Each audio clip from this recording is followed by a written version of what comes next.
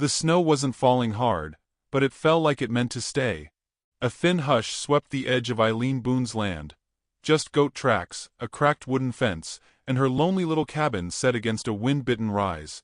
The hearth inside spat warmth in spits and crackles, but it couldn't chase the hollowness that had settled deep in her chest these past few years.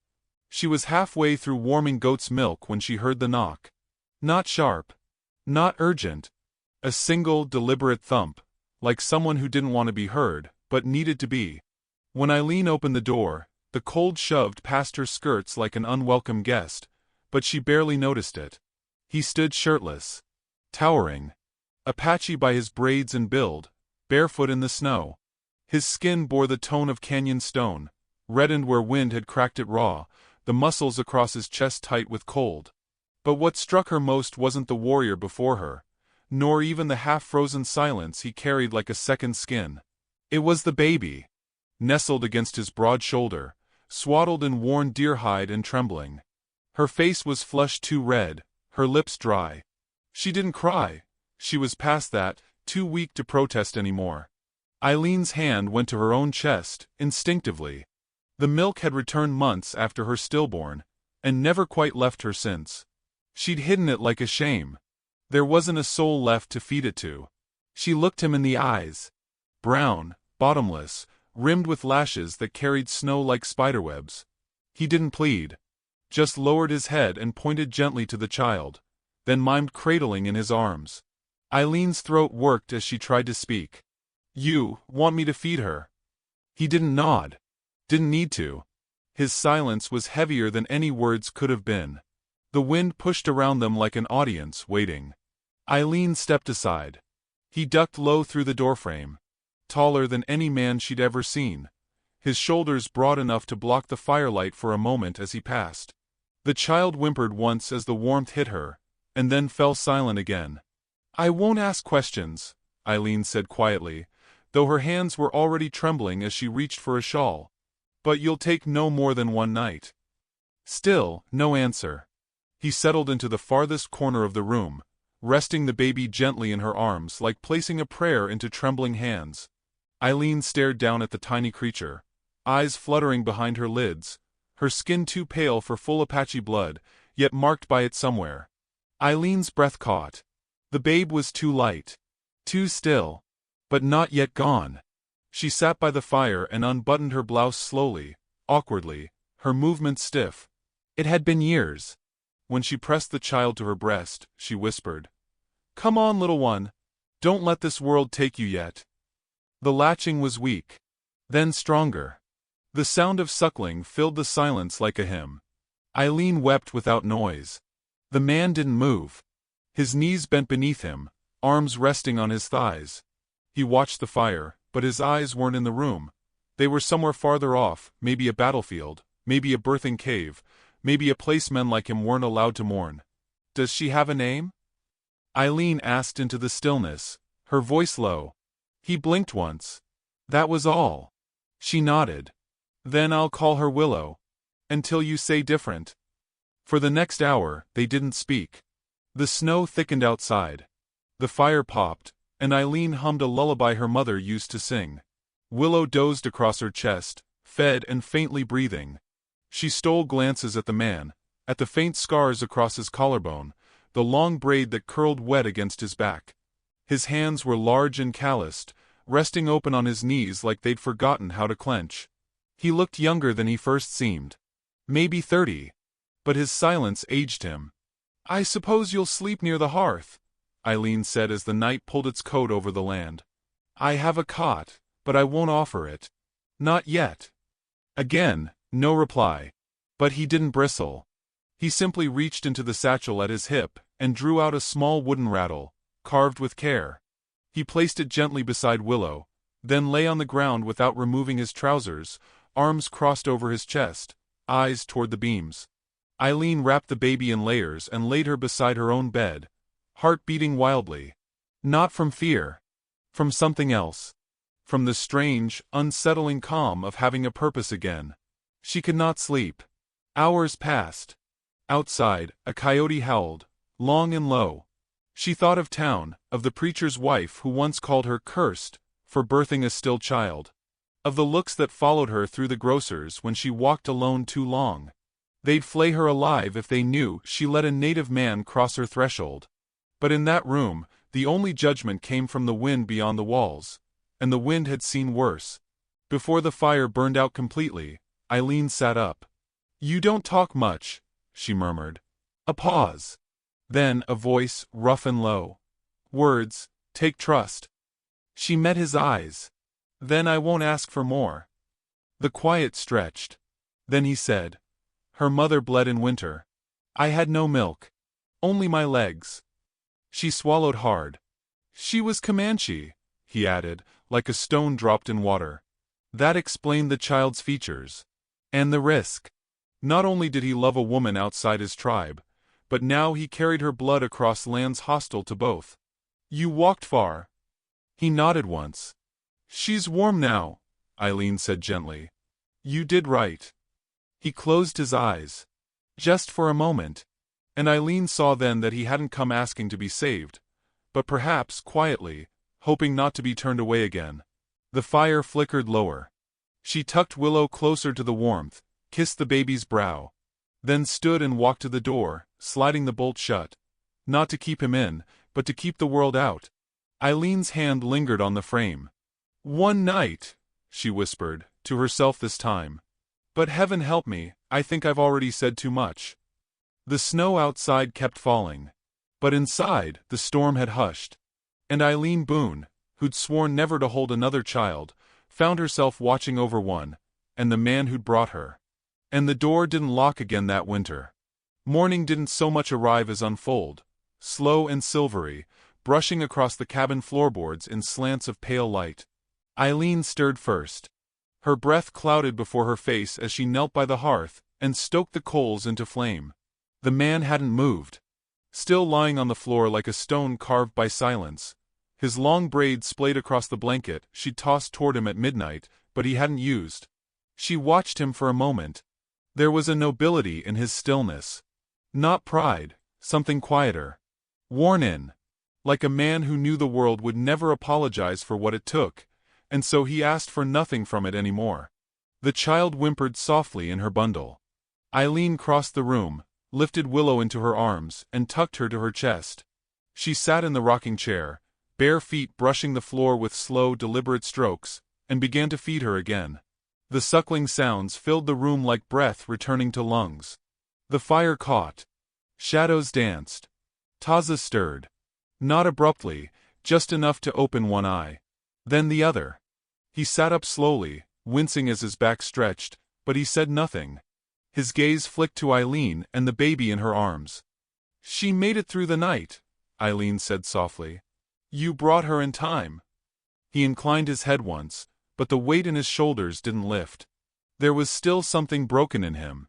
She could see it now, even more than yesterday. A crack that went deeper than grief. Deeper than tribe or war.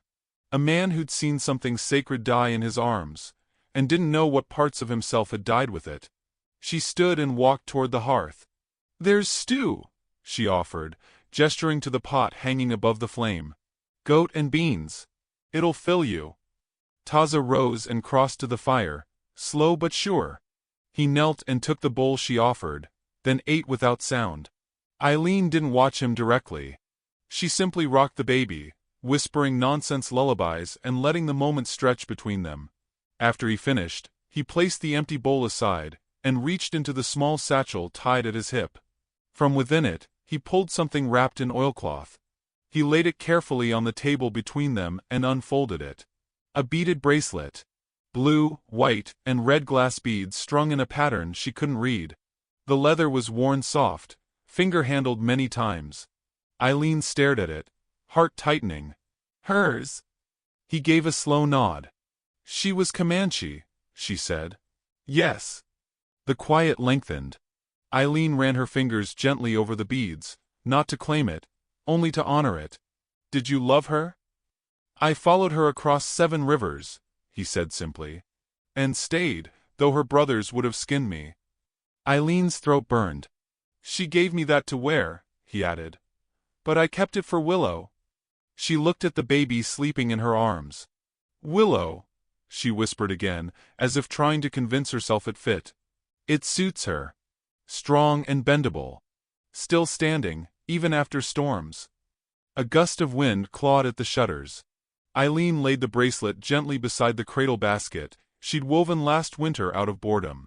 If you're staying another night, she said carefully, I have work to do. Goats to milk. Firewood to split. You're welcome to help. He rose without argument and followed her outside. The morning bit sharp against the skin, but Eileen kept her sleeves rolled and her jaw squared. He carried the axe with ease, too much ease. She saw the scars again. Not old ones. Not ceremonial.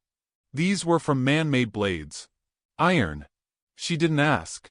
As he split logs, she moved between the barn and the pen, keeping one eye on him. The rhythm of the axe striking would become a kind of heartbeat to the morning. When she returned with the pail of milk, he had already stacked 2 neat piles. You work fast. I don't rest well. She didn't answer. They shared a midday meal in silence. Goat cheese, dried apples, cornbread from 2 days ago. Willow slept curled in the cradle beside the hearth, cheeks pink with warmth, her tiny fingers opening and closing like she dreamed of gripping something she'd never held. After they ate, Taza stood and walked to the door. For a moment, she thought he might leave. But he only stepped outside, then returned minutes later with a bundle of pine branches and a few twisted cedar roots. He set to carving without a word. Eileen watched from across the room. His hands moved slow, deliberate, shaving and fitting. His fingers, rough and dark, shaped the cradle legs with care. Each piece of wood bowed inward, smoothed and sanded with a rock he fetched from his satchel. She'd never seen a man shape something gentle. By nightfall, he'd finished the cradle. No nails. Only tongue and groove. He set it beside the fire with reverence. Willow stirred. Eileen placed her inside. She lay quietly, looking up at them as though she knew. This wasn't just a place to sleep. It was a promise. You made that for her, Eileen said, voice thick. For you both. She turned her face away, blinking fast. Outside, the wind had died. The storm, it seemed, was taking a breath. You lost a child too, he said suddenly. Eileen froze. He hadn't asked. He'd spoken it plain. Not as a challenge, but a recognition. A knowing only one wounded soul could offer another. She nodded slowly. 3 winters ago. A boy. Came early. I held him just long enough to name him. He didn't reply. Just bowed his head once. I stayed in town after, she said. Tried to pretend life goes on. But they see you different once you've buried a piece of yourself. Especially if you're a woman. Folks want you to move on. Smile again. Show them you're healed. But there's no healing, is there? Only carrying. Taza's eyes didn't leave hers. They stopped looking me in the eye, Eileen added. Whispered that I was cursed. That no man should touch me. His voice was like gravel rubbed smooth. They fear what grief makes. She exhaled, deep and uneven. And what's that? Real. The word hovered. She looked down at Willow. I didn't think I'd ever feel useful again. You are, he said simply. Then added, she eats like she wants to live. Eileen gave a soft, unexpected laugh. Then she takes after someone. He gave the barest ghost of a smile. A line on his mouth that hadn't moved since he arrived. As they prepared for night, Eileen laid a quilt by the hearth again. If you mean to stay another night, she murmured, I'll not stop you. He didn't answer. But he didn't leave either. She watched him from the shadows as he took his place again near the cradle, cross-legged. His hand rested near the wooden frame. Protective. Silent. Eileen blew out the lamp and stood in the doorway to her room, watching the firelight flicker on the cradle. You never asked what her mother's name was, he said suddenly. She paused. I figured if you wanted me to know you'd tell me. He turned his head slightly. Her name was Hania. It means spirit warrior. She died with her hands on my chest, and told me not to be angry. Eileen stepped closer, slowly. You listened. I tried. A long beat. And what about now? She whispered. His voice was almost inaudible. Now I try not to disappear.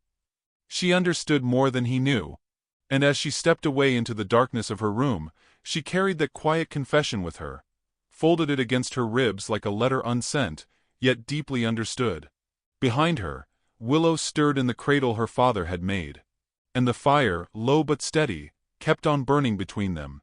By the fourth morning, word had already leaked like creek water through cracked wood. It wasn't the kind of news folks said aloud in town. It hung in the corners of wagons and behind aprons, passed in glances over sewing circles and back porch railings. Eileen Boone had taken in a savage. Was feeding him. Letting him sleep under her roof. And worse, was nursing a red baby at her breast like it was her own. No one rode out to confront her, not yet.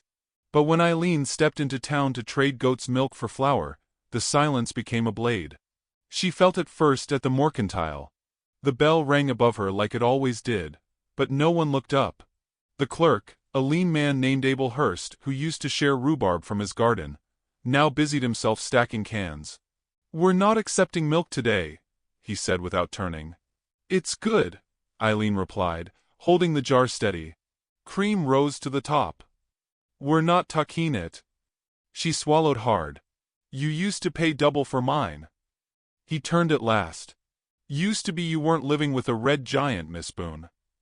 The words cracked through the room. A woman near the dry goods sucked in her breath. Eileen met his eyes. "I'm not living with him," she said evenly. "He brought a baby to my door. She was starving. I fed her. And let him stay." Eileen didn't respond. She set the milk down gently on the counter and turned to leave. The bell clanged harder on her way out. By the time she returned to the cabin, her jaw ached from how tightly she'd held it. Taza was splitting firewood again, shirtless as always, sweat glinting along his collarbones despite the chill. He paused when he saw her. Eileen didn't speak.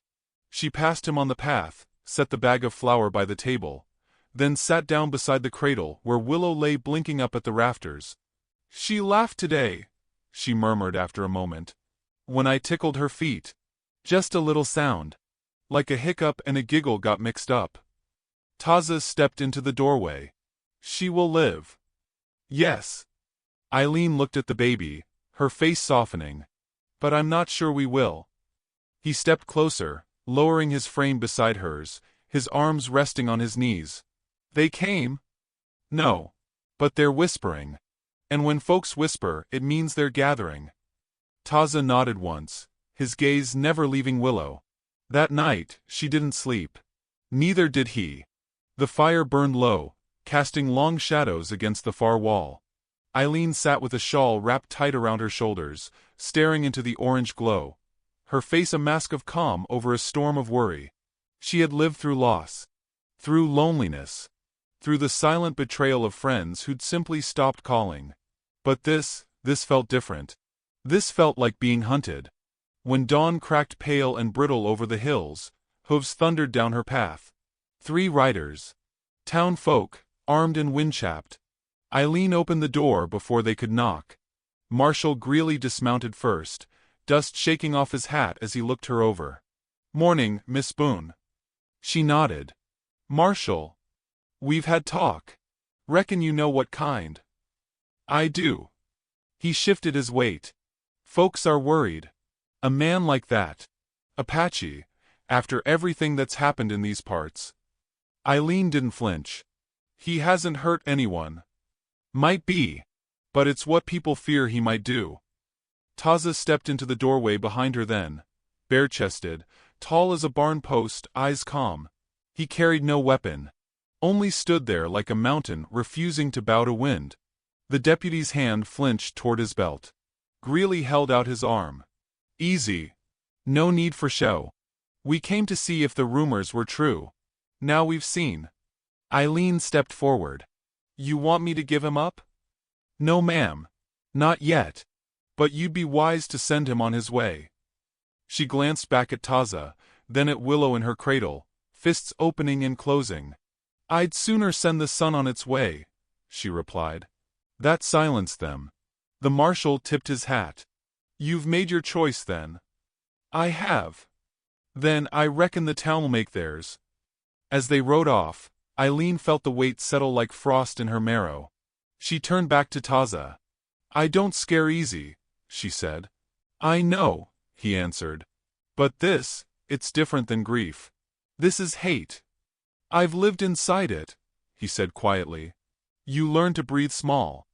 They didn't talk for the rest of the morning. She churned butter. He fixed the fence.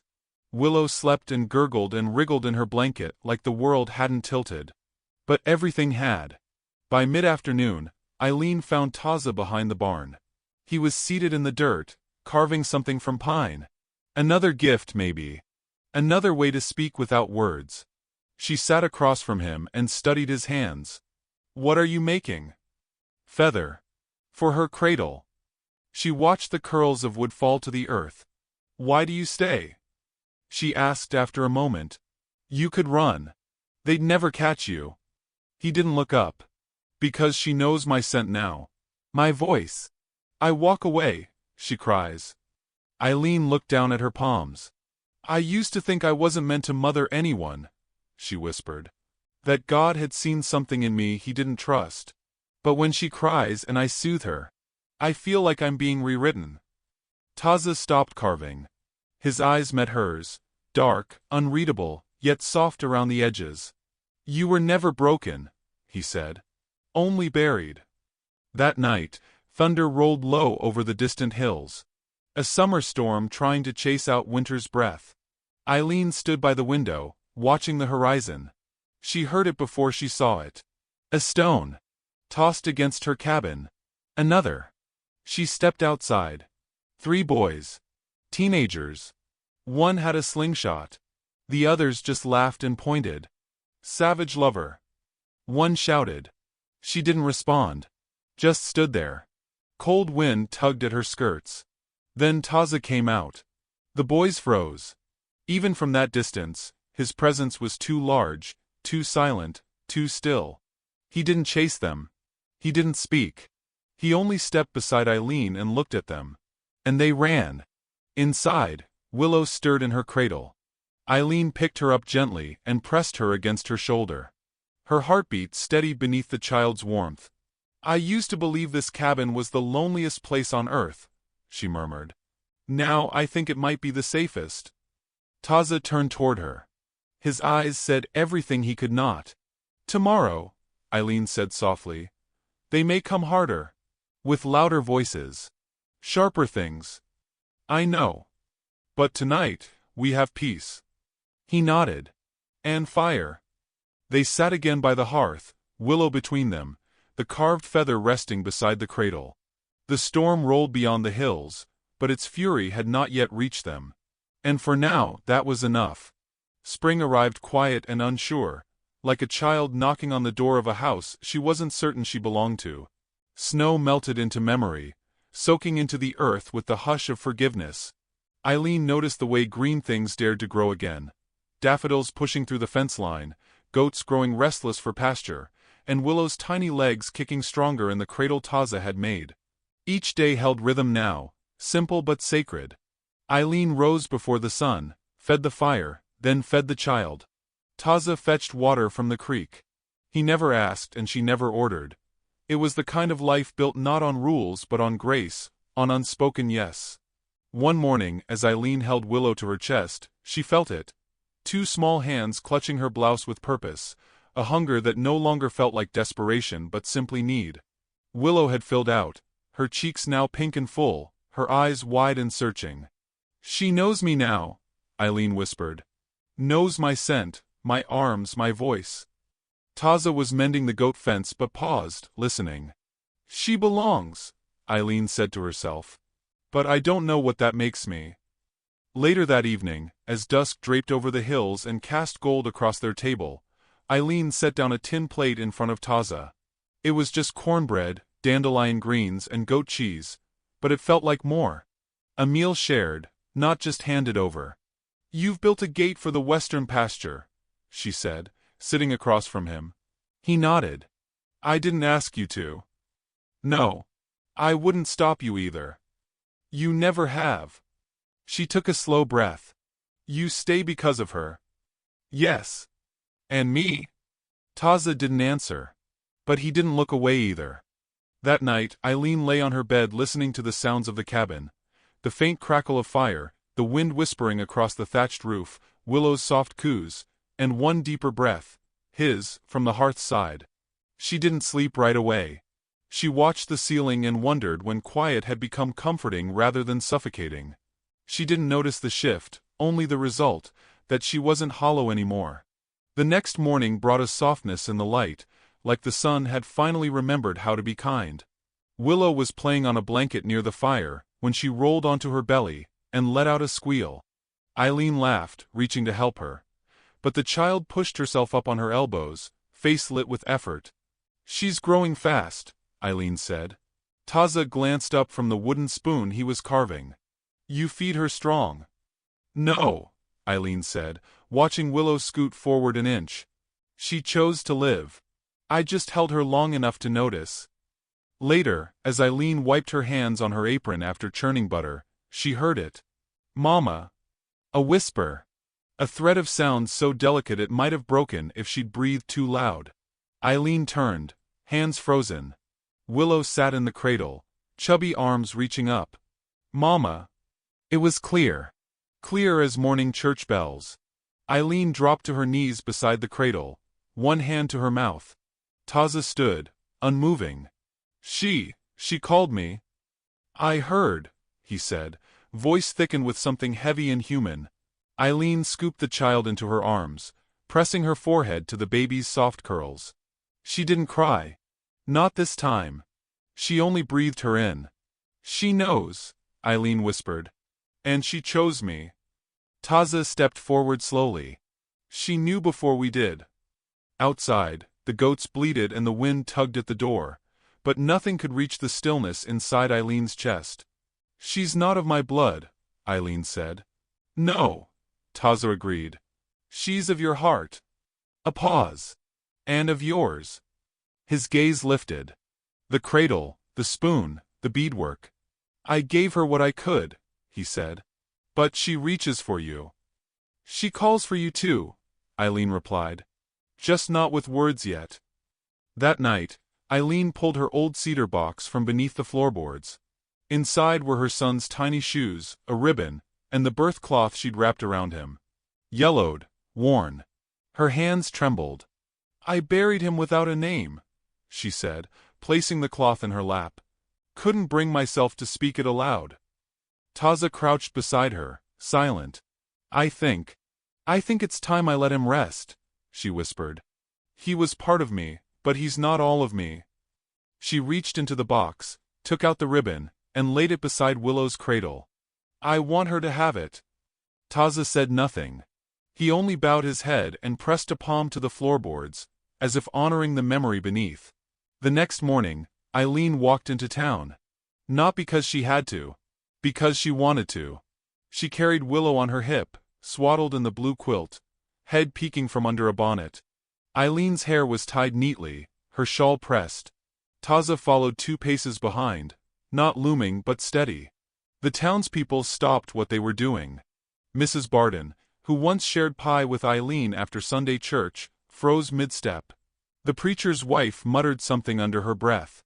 Eileen didn't flinch. She stepped into the mercantile. Abel Hurst was behind the counter, reorganizing seed packets. I need oats, she said. And lie. He looked at her. Then at the baby. Then at Taza. We're closed. No sign says so. He stared. Then Eileen did something she hadn't done in years. She smiled. A real one. I fed a starving baby, Abel. The rest don't matter. She turned and walked out without waiting for a reply. Outside, the wind had picked up, brushing loose strands of hair against her cheeks. Willow let out a soft sound. Mama. Not like before. Louder this time. Proud. Taza looked at her, eyes unreadable. Then, slowly, he nodded. Eileen lifted the child higher. You hear that? She said softly. You're not just her protector. I know. You're not just passing through. No. She looked at him, eyes full and wide. Then don't leave. I won't, he said. Not until she's safe. And when is that? When she forgets what hunger feels like. Eileen stepped closer. And me? She asked, not with fear, but with the fragility of someone who had never dared ask before. Taza didn't answer. But that night, he moved the cradle beside her bed. And when Willow cried before dawn, it was both of them who reached for her. The rain didn't come gently. It swept in with thunder cracking through the clouds like bones snapping in the sky. Wind rolled across the hills and slammed into Eileen's cabin with such force, the shutters rattled and the goats bawled wild in their pen. Eileen stood by the window, her arms wrapped around Willow, watching the storm darken the land. Behind her, Taza laid another log on the fire, his movements slow and sure, but his eyes kept drifting toward the door. Something had shifted in the air. Something deeper than weather. They'll come, he said. Eileen turned. Today? He nodded once. They've watched. Waited. But the child's grown now. You've claimed her. They'll say it ain't right.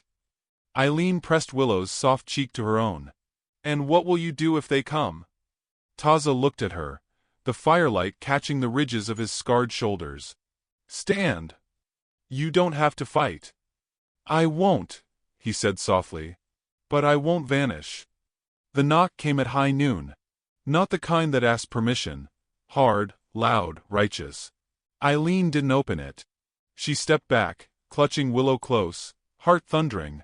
Taza moved ahead of her, bare-chested again, as though facing the storm with skin alone might prove something. He opened the door. Marshal Greeley stood flanked by 3 other men, shotguns slung and grim-faced. Behind them, a cluster of townsfolk waited, wide-eyed beneath their soaked hats. At least a dozen. Afternoon, the marshal said, voice flat. We won't cross your floor uninvited. But we've come for the child. Taza didn't speak. Eileen stepped forward, face pale but resolute. She's mine. She's Comanche. She's fed from my breast. She's laughed in my arms. I've buried a child and lived. And now I've held one that lived because of me. That makes her mine. The marshal's jaw clenched. You're no tribe. You've no claim. I've every claim that matters, she said, voice low and fierce. She's alive. She's loved. The crowd murmured, shifting uneasily. Then a voice broke through. Let her speak. It was Mrs. Barden, gray-haired, stooped, eyes sharp from the back of the crowd. I lost a boy to fever when he was 3, she said. Never nursed another. Never felt full again. That woman fed a child and made her laugh. That ain't a sin. The preacher's wife gasped. She's keeping a savage under her roof. Then so be it, the old woman snapped. He ain't the first man in this town to kill, but he's the only one who built a cradle. The marshal looked uncertain now. The men beside him glanced at each other. She's safer here than anywhere, Eileen said. And he's not just her guardian. He's her father. A long silence followed. Then Willow reached out from Eileen's arms, chubby hands grasping toward Taza. Mama, she said first, then turned her head. Tata.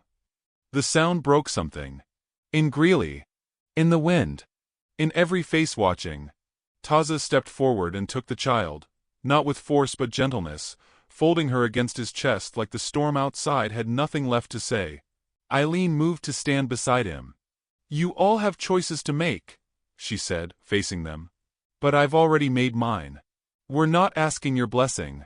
We're only telling you, we're a family. You don't have to understand that. But you'll have to live with it. For a moment, the marshal looked like he might draw. Then his shoulders dropped. He stepped back. Let the record show we asked. And you answered. No one else spoke. The crowd parted. The men turned away. When the door shut, the silence roared louder than thunder. Eileen set Willow in the cradle, heart still thudding. Taza stood near the fire, unmoving. You stayed, she whispered. He nodded. You've never asked for anything. No. Her voice caught. But I'll ask now. She stepped close, trembling. Stay longer. His hand came to her cheek, rough thumb brushing just under her eye. "Not as a guest," she breathed. "Not as a burden." His breath hitched. "Then how?" he asked. She reached down, took his hand, and placed it over her heart. "As a husband." Taza didn't speak. He didn't need to. He leaned forward and kissed her, not with urgency but reverence, as though sealing something sacred. Later that evening, after the storm had spent itself and the earth smelled of cedar and soil, Eileen braided her hair with the blue ribbon once wrapped around her son's memory. She wore white, not a dress, but a clean apron. Taza stood beside her barefoot, his braid tied with leather. There were no witnesses but the child. And that was enough. As dusk fell, they said no vows. Just held each other and the child between them. And something eternal passed between their hands. The kind of quiet that doesn't need music. Only breath. Only belonging. Only home. And for the first time in years, Eileen Boone slept without fear. Not because the world had grown kinder, but because she had grown stronger. With the child at her breast, and the man she never expected beside her. If you've ever stood before the world with nothing but love in your arms, you know what it means to be brave. And if you haven't, then wait. Love has a way of knocking when you least expect it. Sometimes shirtless, barefoot, and carrying a child.